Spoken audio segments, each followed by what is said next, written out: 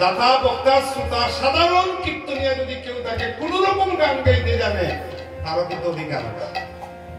কারণ আমার গ্রামে কীর্তন হচ্ছে, আমরা অনেক সময় কি করি, আগে ছোটবেলায় আমরা দেখেছি বাংলাদেশে তানিক থাকতো, তানিক গ্রামের সবাইকে তানিক দেওয়া হতো কেন? যদি কোনো কীর্তনিয়া দূর দেশ থেকে আসতে পারে না সে কীর্তন করা। আমরা তো আজকে কীর্তন সেরে তো আমরা পালনকে গিয়ে ঘুমাই, কিন্তু কীর্তন করে যেখানে অধিবাস হতো সেখানে মাটির মধ্যে গল্প করে করে রাত প্রভাত করছি, প্রভাত হয়ে গেলে জাগানি দিয়ে আমরা কীর্তন শুরু করে দিতাম। এত আনন্দ। আজকে দেখুন আপনি বাড়িতে সোনার পালনকে ঘুমান, আর আজকে 5টা বন্ধু এই প্যান্ডেলে ঘুমান।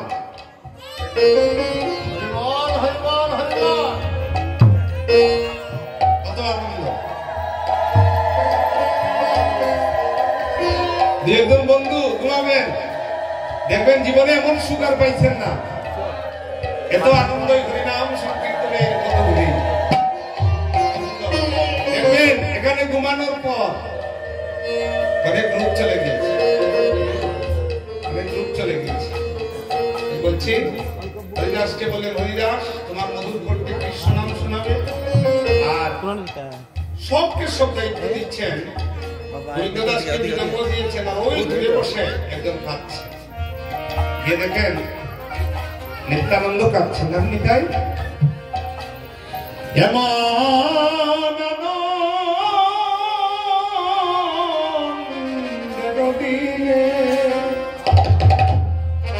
তোমার খিবা পর্যন্ত গে খিবাব করিল মনে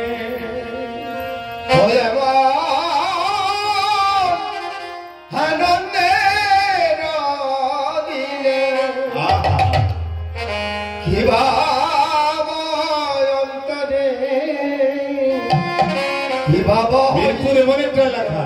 আমি খুশি কেন জানেন বলে বারবার আপনি কথাটা বলছেন কেন?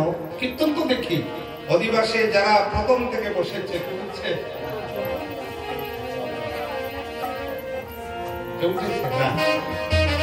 এটাই হচ্ছে ভালোবাসা। হ্যাঁ, কোন কোন জায়গায় শুধু কীর্তনেরা অধিবাস দিচ্ছে আর দাদা এই ভালোবাসাটা যেন চিরদিন থাকে। একদিন দেখবেন আপনাদের এই মিরপুর গ্রামে এমন এমন কীর্তনিয়া বক্তা আসবে আপনারা চিন্তা করতে পারবেন না। যদি আপনাদের সকলের হৃদয়ের প্রাণ এক থাকে, নইলে আমরা ছুটে পড়বো। হ্যাঁ, এটাই। আমি গরিব, আমি ধনী, কিছু নেই। ধনী গরিবেও মিলন হয় যদি মনে মনে মিলন হয়। মনের ভাবটা যদি মনের মধ্যে থাকে, রাজা প্রজায়ও মিলন হয় যদি মনে মনে মিল হয়। বন্ধুত্ব কিন্তু বয়সের সঙ্গে হয় না, মনের সঙ্গে মিল হয়। আমার একজন বন্ধু আছে বাংলাদেশে, প্রায় 80-85 বছর বয়স। আমি তুই বলে ডাকে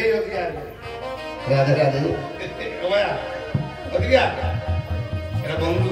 বয়সের সঙ্গে মিলন হয় না, মিলনটা হয় ভাবের সঙ্গে, মনের সঙ্গে, মনের স্রোতে। তাই বলছেন তোমার সেবা দেখিয়া যাই যে মদিয়া বড় বেতা লাগে মদ তোমার সেবা দেখিয়া, সেবা দেখিয়া যাই সে মদিয়া বড় বেতা লাগে। বলো বলো তোমার দুঃখটা কিসে? দুঃখ প্রভু হরিনাম যজ্ঞের সবাইকে দায়িত্ব দিলে আমাকে এটা দায়িত্ব দিলে না।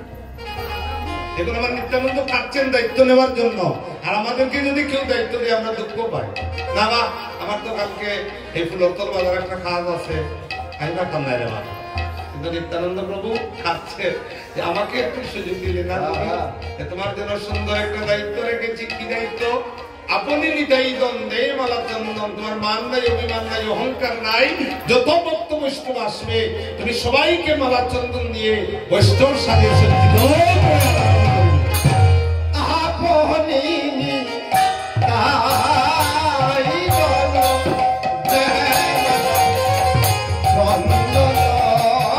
করে প্রিয়া বৈষ্ণব বাসগ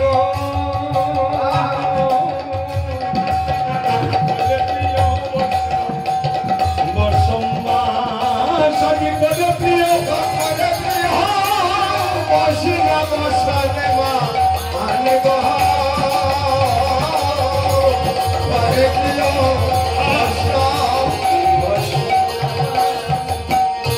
মালা দিলাম মালা দিলাম সন্ধ্যা দিলাম শুভ দিবসে ভাই তোমায় বরণ করিলাম মালা দিলাম চন্দন দিলাম শুভ দিবসে বরণ করিলাম মালা দিলাম চন্দন দিলাম তোমাকেও এই দিবসে আমরা বরণ করিলাম চন্দন দিলাম শুভ দিবসে বরণ করিলাম মালা দিলাম আর চন্দন দিলাম তুমিও দিবসে আজ অংশ নিলে আমরা তোমার দিবসে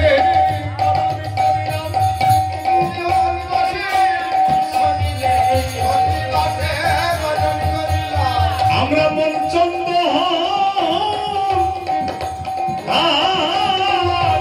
এই হৃদয় দিলাম তোমার দিবসে বরণ করিলাম মনচন্দ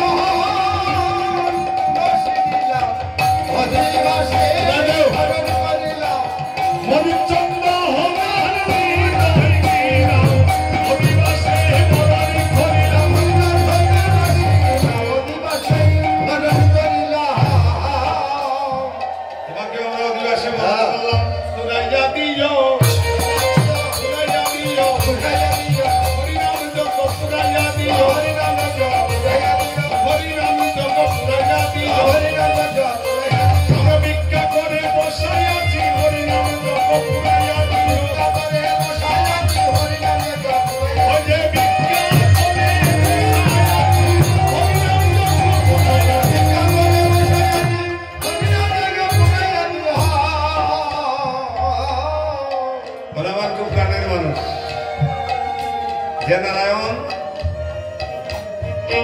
60 কিলোমিটার দূর আজ থেকে 15-20 বছর আগের কথা সুন্দর যখন সুসেন বুদ্ধ আসছে আমার জন্য আপেল আঙ্গুর নানা কিছু নিয়ে সারা রাত আমার পাশে বসে থাকতো বাইক নিয়ে আজকে ওরা ভারতে আসতে পেরেছে আমার বাইরে এনেছে আমি অত্যন্ত ধন্য অনেক মনের মানুষ সে আমার যে এলাকায় আছে এলাকার ভারপ্রাপ্ত চেয়ারম্যান আমার হ্যাঁ সঙ্গে আসছে প্রাণেশ আসছে প্রাণেশ যে আসছে সে আমার ছেলে হ্যাঁ আমি গড়াগড়ি গিয়েছি এই বাংলার শিশুকাল থেকে আমার 35 বছর কীর্তন সেখানে আজকে তারাও আসতে পেরেছে আমি ধন্য হয়েছি সকলের সহযোগিতায় কীর্তন পূর্ণ হবে তৎক্ষণাৎ গোবিন্দ দাসকে বলতেন বলতে বসে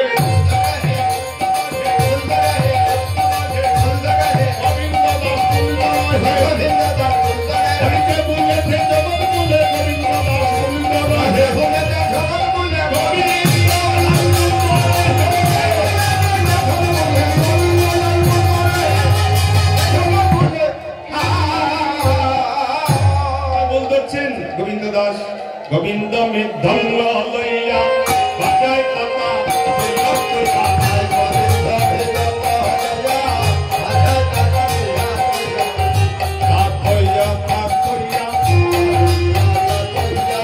তোমার হিংসা নিন্দা কৈতব কইয়া কইয়া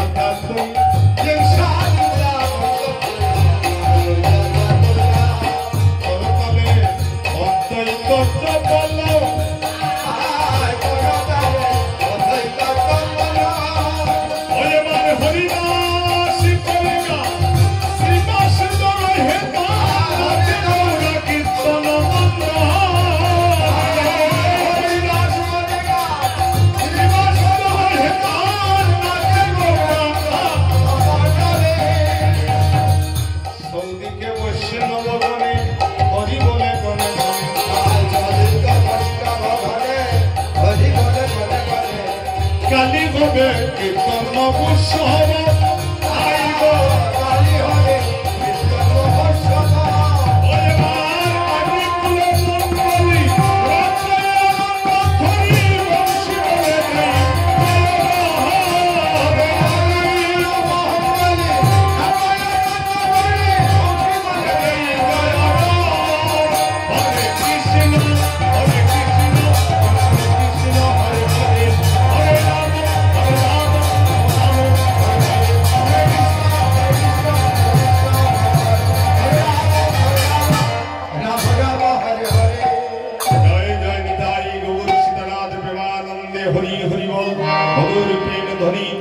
রাধে শ্রীকৃষ্ণ বলিয়ে প্রভু নিতাই চৈতন্য অদ্বৈত শ্রীরাধা রানী কি জয়। শুভ দিবস কি, শুভ দিবস কি, শুভ দিবস কি। জয় রাধে শ্যাম।